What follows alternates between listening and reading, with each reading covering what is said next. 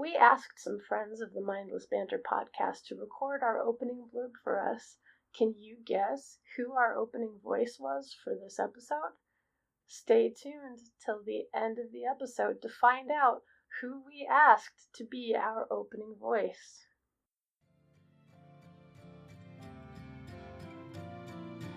Can you predict what will happen when LeeAllure, DJ Pynchon, and Enchanting get together to talk about hypnosis? Mindless Banter begins in 3, 2, 1.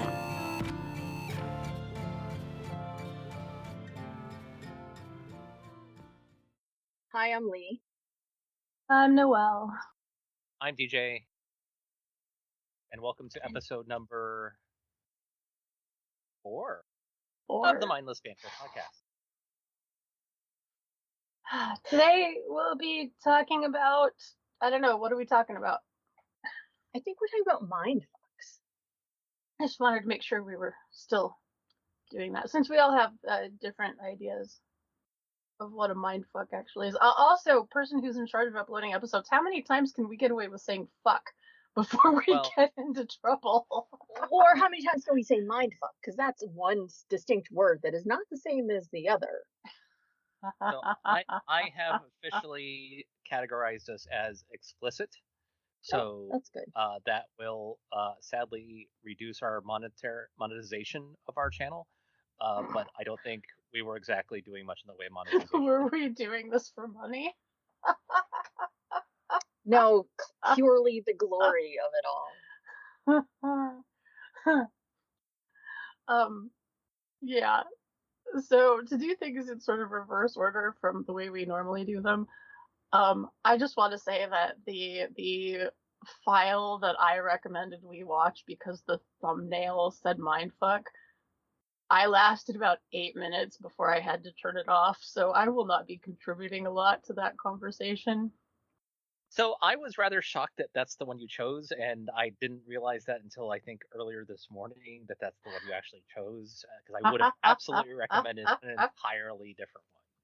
Would you like to recommend an entirely different one, and we could watch that now, take a little break, and then come back to it? Well, how about we just touch on today's briefly and explain why it might not be for everyone. And then we can then choose one for the future, for future days. Maybe even Sounds one good. that's less psychedelic, let's say. I mean, I knew it was going to be psychedelic. It is called Psychedelically Seduced, after all. But the thumbnail was very compelling. It really made it look like it might be pertinent to our discussion of mindfuckery. And instead, what it turns out to be is an epileptic's nightmare. Yes. I would say that the flashing light warning would be appropriate. Yes. Yes. She does all the things. Sorry, we should do this right? Is it Goddess Poison? We can put a link down. We can put a link in the description so people can find this abomination if they would like to observe it. We are not making any friends in the Hypnodom community with this podcast. It is not an abomination, but it is not for everyone. It depends on your eyesight. I'm going to say that right now.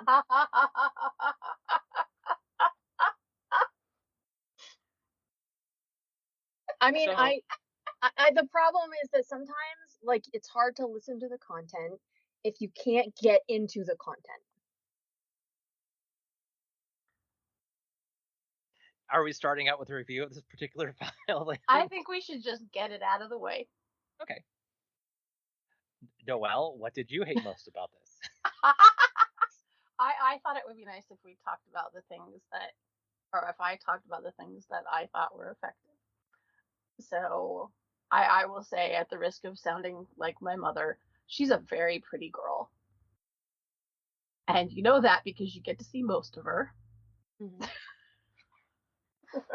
She looks, it's very trippy. She, you know what it looks like? It's very late 60s, early 70s Spider-Man comics. visually is what it looks like. If people, because there's no overlap between the comic loving community and the hypnosis community, I say with a wink. If you're familiar with that run of Spider-Man, sort of the whole Harry does drugs, Mary Jane is a dancer era where there's lots of bright colors, that's what it reminded me of. There's, I think, a panel or a series of panels where you see Mary Jane dancing at a disco, and that's what that reminded me of, except moving around and with weird sound effects and the fakey, look at me, I'm a hypnodom voice. Yes. And so that was the effective part? I only lasted like 9 minutes. Okay. I think it's only 15 minutes long, but yeah. 16, yeah. Mm-hmm. And Lee, what did you think about the abomination? So, I, generally speaking, enjoy psychedelic coded things. Like, it's fun for me. I enjoy it. I found it a little jarring personally, the way that what I saw the video goes like back and forth, sometimes at the same time, between stuff that is moving very quickly and stuff that is moving in a slower, trippy fashion, versus sometimes things just stop. And it was I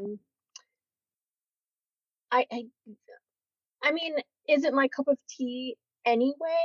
I do not normally seek out femdom hypnosis to stroke to, so perhaps I am absolutely the wrong person to be reviewing this.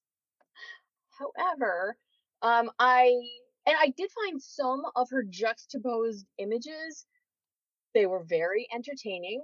And I think that, people would find them arousing, which is, of course, her purpose, right? I feel that there was something lacking visually to make it hypnotic for your eyes. But that's just me. No, I would agree with that. It doesn't read as hypnotic.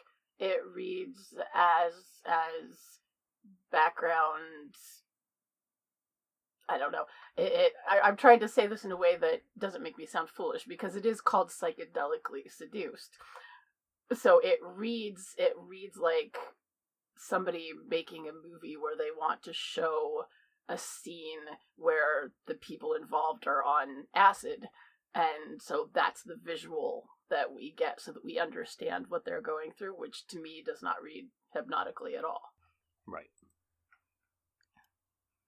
I also think it's interesting that, Lee, you and I are both talking about how it looks and not about how it sounded. And for me, it's because the visuals were so distracting that I didn't really pay, other than the sort of fakey, look at me, I'm a hypnodom voice.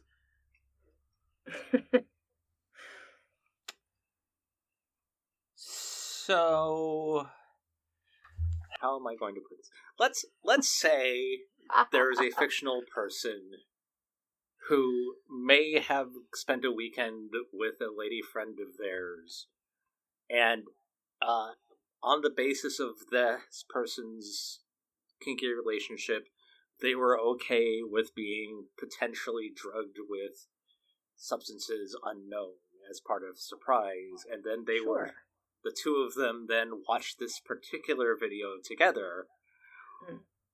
One might find that they would have an entirely different experience to the ones that one might have sober at the time. So what you're saying is, hypothetically, you need to be on drugs in order to enjoy this video? Or I'm saying hypothetically, you might need to be primed to enjoy the video by being with somebody that you find sexually attractive and on drugs, and then you watch that while you're with that person on drugs, and then all of a sudden, like, the fantasy is becoming the reality, only hopefully your fantasy is better than that reality, or your reality is better than that fantasy, whatever. So, hypothetically, yes, I would say that is correct. Yes, hypothetically. Drugs. Allegedly. I think what and I think what sort of is different about this particular clip is that it weirdly doesn't actually particularly report to do a hypnosis track. It is supposed to be a overwhelmed track with subliminals in it that may induce a kind of state, but isn't necessarily like designed for hypnosis per se. Like there's no countdown, as I recall. There's no like wakener. It's not what I think we would traditionally call a hypnosis track at all. And so I agree that when I did watch it, I have watched it obviously without drugs, and because of course we're only speaking about that person purely hypothetically, this fictional other, and I did not find it as particularly enjoyable sober, because I agree it's very loud and it's very in your face, and there's like a million things going on, which is one of the things I actually like. I like a lot of overwhelm, things like that. So I really like the artistry of it, and I, as such, like the work that went into it. Some of the imagery I think is not for me. Some of the sounds are not exactly for me either. But I thought it was okay. Not my favorite of Violet I've ever seen. I was gonna say, I'm pretty sure that if I looked at the whole thing, maybe more slowly, like turned the speed of it down, there were definitely parts of that video that I might find appealing, that type of thing that I might want to incorporate into another video. But I would be disinclined to overwhelm to the level that they did. Now, this may be one of their top-rated video files. This may be, like, super popular with their fans. That's awesome. But my particular tastes run to slightly less overwhelming, because I felt it was distracting and not necessarily in a, I'm so lost in this that I can't not look away. I have to stare. I have to listen. It turns me on so much. Like, those were not my responses, but perhaps those are responses of their fans, and that's fine. I also kind of feel like if you're the type of person who's searching for the fantasy of you're trapped and you can't look away, that those visuals would work really well for that kind of a scenario. So, because I did not get all the way to the end, perhaps somebody could tell me what the mindfuck was supposed to be? Yeah, could you? I think largely it's supposed to be a loop. Like, this is a loopable file, and so the mindfuck as such is just the psychological overload that doesn't ever end. I have another question. Yes. Excuse me. So, the overload is fine, but as I believe, a stroke video, how long can someone realistically go? Like, are they going for hours looking at that thing? Or is it more of like 3? Because this is not the kind of content that I normally make, but from what I hear sometimes from some other people that are on Night Flirt is that there's like 3 minutes if they're lucky, and then they're done. So... Okay, so this is where we can talk about a whole outgrowth of the hypno community, sort of, called, with the unfortunate name, gooning. Because because this is definitely something that sort of goes into that, where, you just briefly, because we could do a whole episode on that, I think we really wanted to, but gooning is supposed to be a process by which someone is continually edging themselves over time, and the very process of being on the edge for so long induces a different kind of mental and pleasure state that just keeps going and going. And a lot of times that has many different flavors, many different ways of doing it. It can be just edging. A lot of the videos that involve gooning are also like porn worshipping type things, like a lot of humiliation play in it, like this is the only thing you can do now, things like that. So allegedly a lot of people have been spending a lot of time, particularly during COVID, but also like over the last couple of years, just seeing how long they can go edging themselves. And there are a lot of videos, not just in iWant Clips, but like everywhere you can find any site that sells these things that has tons of gooning videos that are made to be looped or made to be like put one after the other, with the idea that they will essentially not come over the course of hours. Okay. Cool. To briefly address the question, Lee, about what was the mindfuck supposed to be, I can say that at least at one point with the words that occasionally flashed up on the screen, she did flash mindfuck that I saw at least twice in that 9-minute period. So maybe she's just thinking that's a category of type of video. Cool. And I think part of it also, there's supposed to be subliminal messages involving worship and addiction, play, and things like that. And so the idea is that you're being overwhelmed with various, or the viewer is being overwhelmed with the lights and the sounds and everything, and therefore not consciously registering the addiction and so forth language. All right, so what's a mindfuck then? I think we should get into that. Yeah. We know what it's not. That video is not.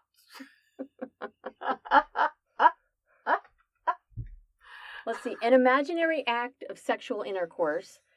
I have never really heard it used in that particular way. An experience that causes intense and usually disturbing emotions such as shock, confusion, or fear. An idea or concept that shakes one's previously held beliefs or assumptions about the nature of reality. Where last one is these from Urban definitions Dictionary. Okay. So the first two are from the American Heritage Dictionary, 5th edition, and the last one was from Urban Dictionary, which I like that one better. It would not have occurred to me to look in the standard dictionary for mindfuck. Well, I'm not sure that why wouldn't it be there? It's not like they made a big deal when they added it, like they do with some of the other words. You don't think maybe it's in the OED. If we look hard enough, maybe we could find it there. That would be lovely. Quick, somebody plunk down $700 so that they can actually access the OED. Honestly, I can't remember how much it costs, but it's a significant amount of money. So, from the hypnosis standpoint, I think that those definitions are in the ballpark of what I was thinking. But, like, the first time I actually encountered mindfuck as a concept was actually reading the two of your Hypnotic Amnesia book. Because you have a chat in there at one point where DJ says something like, well, we both really love the mindfuck. And so in my head, it's always been tied into, like, amnesia and sort of gaslighting and changing people's perception of reality. Well, and that's specifically what we were working on for some of those amnesia experiences, was definitely for it to be a mindfuck. And sometimes I feel like we accomplished that. Sometimes we didn't. And, I mean, that wasn't the purpose. Amnesia was the purpose, and the results are welcomed no matter what they are, so we can learn from them. But,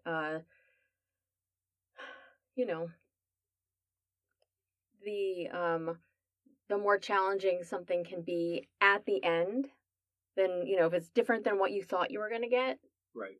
Success, I guess. Yeah, I think so. I mean, to me, mindfuck has definitely the connotation of almost like a magic trick that you're doing with kink or eroticism or hypnosis, where you've got that sense of, the A story is happening, but what's really happening is the B story. And you don't find out that the B story is actually what's happening until the end, when you get like a ta-da or an oh my god or oh no, like whatever. Or an overwhelming urge to tie your shoe. For example, yes. Yeah. My biggest memories of mindfuckery are things that are basically a twist. And I don't mean like M. Night Shyamalan's version of a twist. But I mean things like in the kink world when you show somebody a knife and you heat it up over a flame and you show them how sharp it is, and then you sharpen it again and you show them, and you test and something bleeds, and then you blindfold them, and then you run an ice cube or a cold knife along their skin, and you can watch them like visibly whatever. So like that kind of mindfuck. Or no, the other one escaped me, but those are the things that's the kind of thing that my brain is like, oh well, that's kind of cool, because even though it's only a mindfuck for one person, that's fine. Oh, the other one was there was a Skins episode, so it was like a British soap for kids, for teenagers. There was one episode where I believe Effie, she's like going around and she's manipulating everybody, and that was the kind of person that she was. And as it turns out, all her manipulation was for good, for a birthday present for somebody. And like that was my idea of, oh, like that's not what I expected, but that's the kind of episode that they filmed. So those are like very different types of mindfucks. But in my brain, they work the same way because there's a person, i.e. the viewer or the person in the bottom, who is not expecting what they got. They thought they were getting one thing, totally different. So you've reminded me of something. It has to be satisfying on some level too, right? You have to have this belief that this is a thing that's happening, and then, oh my god, it's just not. So I did not see this. I got told about it at a no longer existing West Coast hypnosis convention. There was a demonstration of fear play, and the people leading the class brought in a teeny tiny chainsaw. And they demonstrated the teeny tiny chainsaw, and then they took their blindfolded volunteer, took the chain off of the teeny tiny chainsaw so that it couldn't actually hurt anybody, didn't tell her that, and then proceeded to chop her in half with it. Right. My understanding is that it was very effective. Mm-hmm. Yeah, and I think to me that is sort of a lot of them. Like one of the things that got me into erotic hypnosis and mind control fiction in the very first place was a series of stories by a writer on the old anonymous sex story forums way back in the day called Deirdre, and a lot of her stories involved some kind of mindfuckery where you the reader didn't really know everything that was going on, and there was something like behind the surface that was leading to whatever the conclusion was. Like a guy being flirted with constantly by this woman at a bar, and his wife says, okay, I'm going to tell her a thing, and you're seeing this from the guy's perspective, and the wife and the stranger go off into the bathroom, and then like 5 minutes later the wife comes back and says, you have to fuck her. No matter what else happens, you have to fuck her. And that's it. That's like almost the entire story, and you have no idea why that happened. And it's up to you to sort of piece together how that possibly could have occurred.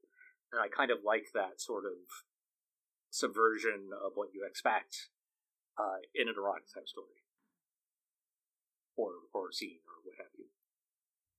So you never find out why? Nope.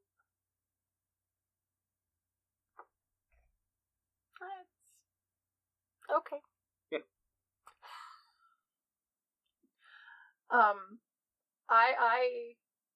I do know somebody.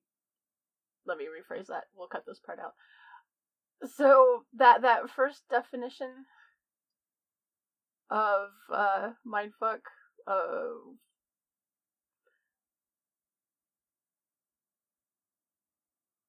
sorry, I'm actually having a hard time. Never mind. We're just gonna not have me talk about this because I'm having a hard time finding it. So.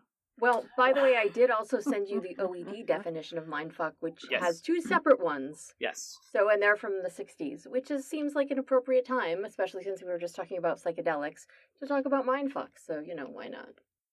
Lee has found, from the OED definition for mindfuck, the noun, coarse slaying, a disturbing or revelatory experience, especially one which is drug-induced or is caused by deliberate psychological manipulation. Or, as a transitive verb, to manipulate or otherwise interfere with the person's psyche to disturb psychologically. Also could be used intransitively. Yeah. So, for example, let's talk about MK Ultra for a brief shining moment, because we could probably do a deep dive on that, as it's a very popular idea or concept for hypno stuff. But the CIA did use both hypnosis and boatloads of LSD on some people to try to get them to do certain things. And oftentimes it didn't work. And I can only imagine that it's because hypnosis is all on its own an excellent form of drug. I often say that humans have a really great chemical factory in our own brains, and we can make almost anything that we want to have happen.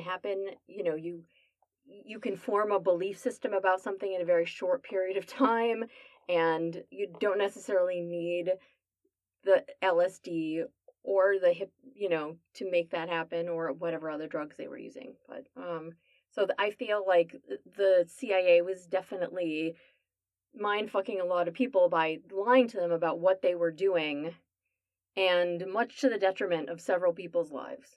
So, but I mean, if we want to talk about it in a fun way, that's probably more the cold knife on skin, as opposed to, cold butter knife, as opposed to hot, sharp, actual French knife. Well, we should probably talk about what is the appeal of being mindfucked from a bottom perspective. Like, what is it that is cool about it? And I can say, just speaking for myself, I like that idea of being outsmarted, or I like the idea of having, my entire sense of reality just completely upturned in something that's kind of a fun or scary or what have you way.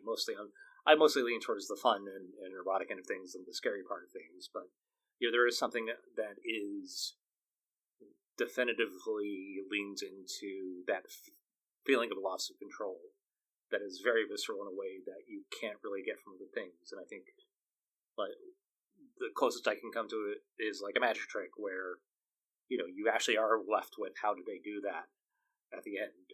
There must be a rational explanation for this, but it escapes me. And I do like that kind of feeling. I would agree with all that. Here's the thing. Maybe DJ would like to explain why potentially I'm having a hard time talking about certain kinds of mindfuckery. Is it possible that you yourself are often mindfucked? It could be, yes. Okay. So let's explore some of those types of mindfuckery, because I feel like people would want to know, not specifically intimate details, but, a broad sketch about what specifically you mean and why is that a mindfuck. Noelle? I'm actually having a lot of problems doing that. Are you having a hard time staying conscious? No, not as much as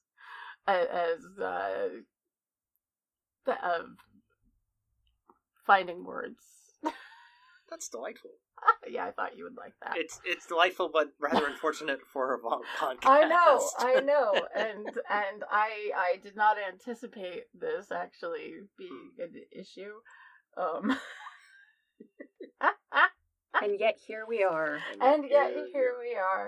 I just thought of something that I could do that might be a mindfuck. And I say could do because it just popped into my head while we're here. I haven't done it. I'm not planning on doing it, but I could. So, there's a certain persona that one of us may or may not theoretically have. And that persona may or may not have a fondness for a certain kind of candy. And I was just thinking, like, how terrible would it be? I have some of these particular things in my house, and I was planning on sharing them with one or all present. And what would happen if I just decided to, act like I was eating them all, and then, oops, there's no more. And then I sent them off. Anyway.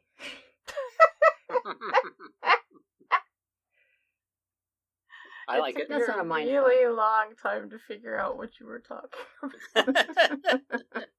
I was trying to be as vague as possible, so yes. Good. I thought you were going in a completely different direction until you said candy, because there's a different other kind of persona that sentence could have ended with.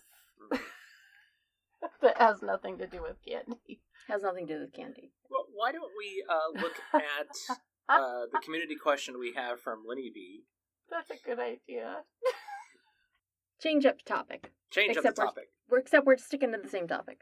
Are there boundaries or things you never thought you'd have that have shifted over time, and how? Let's start with Lee here. Yes. First. Well, let's see. So, I don't really like humiliation play, but if somebody wants it badly enough and the circumstances are right, they have to be careful what they ask for.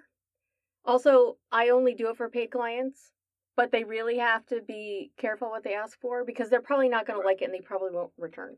So, so I don't recommend it. It's like my brain is like, I don't like this thing. You want me to do what?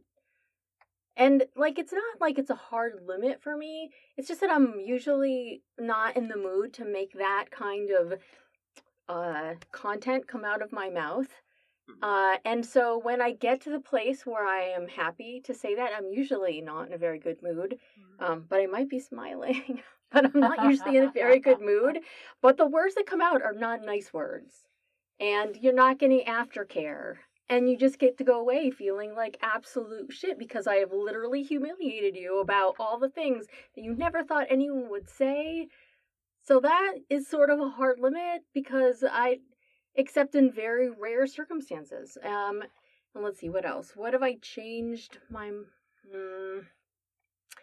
I still have a whole bunch of things that I don't want to do, that I don't like to do, that are not... Like, I don't want to have to be pushed so hard every time for my brain to come up with something. I mean, I feel like comfort plays a big part in the kind of hypnosis I like to do, except if someone comes up with a brand new idea and, like, has something about it that I've never heard, my brain is going to be like, oh, well, that sounds kind of intriguing. And then, I have to fill in... I essentially have to, like, make a picture in my brain that's, like, as sharp and vivid as I want the one in your brain to be, in order for me to make these things happen. So, that's probably not the best answer, but that's the answer I got. So your boundaries haven't exactly really expanded as much over time. I mean, which is fine. I've been in the kink world for a long time, so I feel like I've had a long time to suss out what it is that I do and don't like. Mm-hmm. And I don't think hypnosis changed all that. Like, hypnosis itself was a big change for me, but I think within those boundaries, I haven't expanded a lot about what I would or would not be willing to do. And before you discovered hypnosis, what would you have said your main sort of kink was? Probably tickling other people, or sadistic type stuff. I'm not a huge rope fan. I mean, it's fine. It just takes forever. I don't have that kind of patience. But so I like BDSM stuff. I love hypnosis. I love tickling. But you were talking about gooning. That would be like, I don't do that type of thing, really, and it would acquire a lot of research from me in order to start doing that kind of thing, because it's like, it just seems a little tedious, because if I was the one doing it, maybe it's fine. But two things. One is that I don't think it would be fine because I got too much to do. I don't have time to sit there or lie there for hours stroking myself to get into a new mindset. I have too much to do. My inbox is overflowing. I'm about ready to cut it all off and start from scratch and just send a generic email saying, I'm not doing this. Goodbye. Right. And the other is that, like, as a top, if my mindset does not really get into a thing, I can't do it. It's like, it's just a stretch and it doesn't feel natural, and I don't want to force things. So I do want to say that for reasons of your Patreon, I've been revisiting some files that I think are topical for a project. And one of the first ones I listened to is called Bye-Bye Brain. Oh, Bye-Bye Brain, yeah. Where you literally start out, I don't like doing memory play with people. It's not fun to make people stupider, but sometimes it is. That's also true. Yeah, every once in a while. And probably DJ, like, I think we've done it once. That kind of play, we've literally done that once, I think. You mean intelligence play? Yeah. Yeah, because I'm also not the world's biggest fan of it. I think. And so I think we sort of did it to try it more than anything else. I would rather make somebody smarter. And I don't mind if they're a bimbo, but they're like, you know, rocket scientist smart. Like, that's exciting for me. Like, that, oh yeah, I could totally get into that. I mean, I don't know how you get all your shit done if you're at the office and, you know, and everyone's sexed up and then they have a breakthrough, you know, they have a breakthrough in the middle of an orgasm, and then they have to, like, you know, separate and then go and do this amazing math, whatever, physics thing. Like, I could get into that, but look, there's already enough stupid people that I run into in this world. Why we don't need any more? They're already out there driving. It's horrific. So, DJ, you said you don't like intelligence play from the bottom's perspective.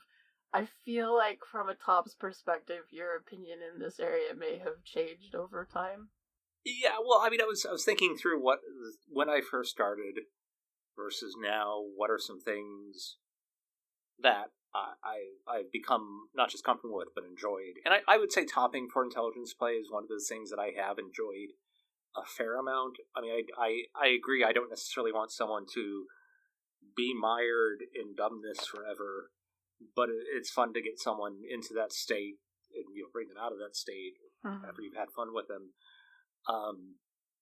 You know, I think from the top perspective, you know, and we've experienced my inability to be cruel on several occasions, but the you know, trying to head in that direction is something I never thought I would try to do.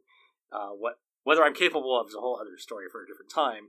But you know, from the top perspective, you know, and then like and I think part of that was just sort of talking it out with people who found those things interesting and why they did it, and sort of getting my head around it. Because I've always thought of myself as someone who is, I tend to be game for just about anything if someone really wants to do it. I'm much more of a reaction junkie than anything else. So if someone is like really into a thing that I'm just sort of met about, I'm still willing to do it and get into, you know, the character of enjoying it at that moment, just because the reactions are probably cool to get.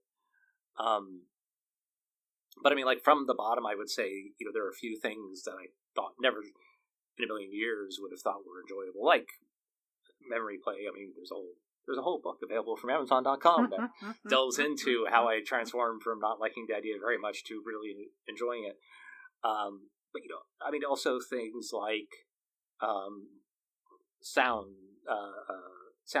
and masochism and things like that, where I've actually enjoyed bottoming for those things in ways that I never thought I would. And a large part of that, again, is talking to people who've done it or reading up on why people liked it, and then talking with people who've done it, and sort of having those discussions about what it was that I was nervous about or trepidatious about, and seeing if those sort of qualms could be addressed. So I think we should probably point out to people listening that not everything that you mentioned there actually has much, if anything, to do with hypnosis, which is not a problem. I just want to make sure there isn't a person out there who's completely new to hypnosis and kink in general who now thinks that sounding is a hypnosis thing. And I mostly bring this up because when I started out, I thought edging had to do with knives. Oh, yeah. Which it could. Well, that's a new twist. But, you know, so sounding doesn't have anything to do with sound, kids. That's where I'm going with that. Yeah, well, it's funny you mention that, because someone we all know, I mentioned that I was interested in exploring ruined orgasms with her, and she talked to someone very close to her about it, and we're all very glad she did, because she thought ruined orgasms was when someone got really close and then you kicked them in the balls. Oh my, that would be a mindfuck. Yes, that would be a mindfuck, and is, to be fair, a way to ruin an orgasm. It would, in fact, be a way to ruin an orgasm. But not exactly what I had in mind. After she had that conversation, she understood a lot more, because initially she was like, "You are into that? Well, okay, but if you are, let's give it a shot." So I'm kick. Yeah, I'm glad. She's got I'm really glad she clarified. strong legs too, so that would have been really Yes, bad. yes. So, look up your terms, Oh kids. my. Look up your terms. Sorry, I've just got a great picture in my head now. Okay, great. Noelle, are there things that you never thought you'd do that have shifted over time? Oh God, yes. For starters, when way back, in the old timey days, I was never gonna do any topping, and I wasn't gonna do any topping for a couple different reasons. The main two are performance anxiety, yay, and So Lee, you were talking about how when people finally got you to the point where you were like, okay, fine, I will humiliate you, and then they never want to come back. I feel like I have a specific talent for being able to winnow out the things that are going to make people feel bad. Mm-hmm. And honing right in on that? Yeah. And yeah. I was worried that if I did any sort of toppy play, that I would take it too far in bad directions. So, for a long time, I would only do things in tandem with somebody else. Like you and I did a dual induction for somebody. DJ and I did a scene where we were both topping someone else. And halfway through he's like, do you want to chime in here at some point? I'm like, nope, I'll come in at the end. It's fine. It was a really good scene, but I wasn't there yet. And then I discovered that you could do things to people with music where I felt really comfortable. Mm-hmm. And so that took care of the performance anxiety aspect of things, because I don't have a lot of hypnotist experience, but I have a whole ton of I'm going to pick a thing for you to listen to because I know how it's going to affect your experience. And even then, when I was using that to be sadistically toppy, I had to have a buddy. I mean, there is a fine line, usually, like, between going too far and going just the right amount. And, I mean, I feel like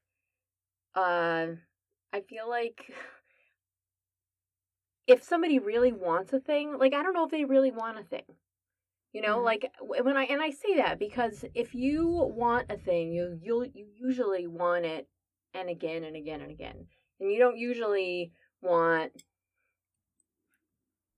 the nth degree of a thing. You usually want, 75% of the nth thing. So, and if you get that, it's all good. And if you don't get that, well, there's a range, but it's probably not the nth degree. Yeah. And of course there's the intelligence play thing, which and now DJ is laughing. Which I also was not too crazy about the concept of, but that turned out to be more about who I had available to play with than it did about what was happening. So I build good relationships. I like the idea that you can make somebody's mind go blank, but I don't think that that's unintelligent. You know, the idea that nothing pops into your head, nothing comes to mind. There is, if you had to have a thought, you could have it, but otherwise you would just go along with whatever. And for me, that's much more fun than the idea that you have to be stupid. If you take out the derogatory element from being stupid, like a lot of people when they're doing intelligence play, if they make somebody stupid, it's because they want to humiliate them. They want them to feel less than other people. That's not my thing. And if you take that out, and it's just like, oh, no, you're just going to be stupid, and you're going to be stupid because it's fun. Like, that's what your file is even. It's going to be fun. Let's do it for a while because it's fun. You're going to see the world in a different way, but without being made to feel less than about it. And then suddenly it is fun. So I could see the appeal of something like that. And that does sound much more viable, let's say. We should probably do an episode on intelligence play. We probably should. And I think one thing that we all have seemed to agree on here is that none of us are overly thrilled by the concept of making people feel bad. Ooh. Oh, really? Maybe there's some people that you wouldn't like to feel as confidently good as they seem to, right, for certain reasons. I think I think it depends on what you mean, because there is definitely an appeal of emotional sadism, right? Of getting into someone's brain and making them feel, being able to control how they feel to an extent, making them feel, because feeling scared is feeling bad. Okay, let me be more clear then. We don't like making people feel worthless. He's gonna okay. I mean, it depends. Again, it depends on the context of the worthlessness. Like if we're doing it in terms of, we're doing some divinity scene where we're trying to make it so that someone's looking at me like I'm, a divine being, and by comparison, they're insignificant. Okay. Okay. Just yeah. Stop lawyering this conversation. This is what I mean. Mm-hmm. Okay. Mm-hmm. Personally, the way I understand what I'm trying to say is, I think none of us enjoy putting people in a situation where they're sitting there and they feel that they are not a good person, that they are bad, that they are worthless, that whatever it is that makes them isn't good enough for other things. And I get what you're doing with the whole, but what about in a scene if there's blah, blah, blah. But I'm talking about... Anyway. See, the way I would phrase it is, I don't want to put someone in a position where they would never want to do that thing again. Okay. Like, like, and sometimes that is making them feel bad because they want to feel humiliated, or they want to feel worthless, or they want to feel like, like they need to be punished because nothing they do is right. And so, and they come out the other side and they're like, yeah, that was great and cathartic, and I want to do that again. I never want to put someone in a position where, by making them feel worthless, they're actually going to be experiencing damage and then never want to come back again. So, to me, I think that's the key, is I don't want to damage people. I have a follow-up question then for you, because as a service-oriented person, you are definitely looking at this a lot from the point of view of the person that you're working with. Mm-hmm. I want to make it clear that I don't want to do things that make other people feel bad, because it will make me feel bad. And I don't want to do that. Okay. So that's probably the difference in viewpoints. Even if somebody came to me and got down on their knees and swore that was the thing they wanted more than anything else in the world, was for them to make them feel for 20 minutes as if they were the most useless slime mold on the planet, I would come out of that calling you two for aftercare. That doesn't sound fun. Yeah. So. No, and that's more than fair. I think that's good to know about yourself. Mm-hmm. Well, Linny Bee, I hope we've answered your question there. Knowing Linny, it just probably generated 5 more questions, and that's I can't wait for more questions. So I guess all that it remains to do is to say thank you so much for listening to Mindless Banter. Yes, and I apologize for not being able to complete sentences during the main topic of our podcast. You should never feel... I don't think that there's any need to apologize for There's that. no need to apologize at all. We like your fluster. Yeah. Awesome.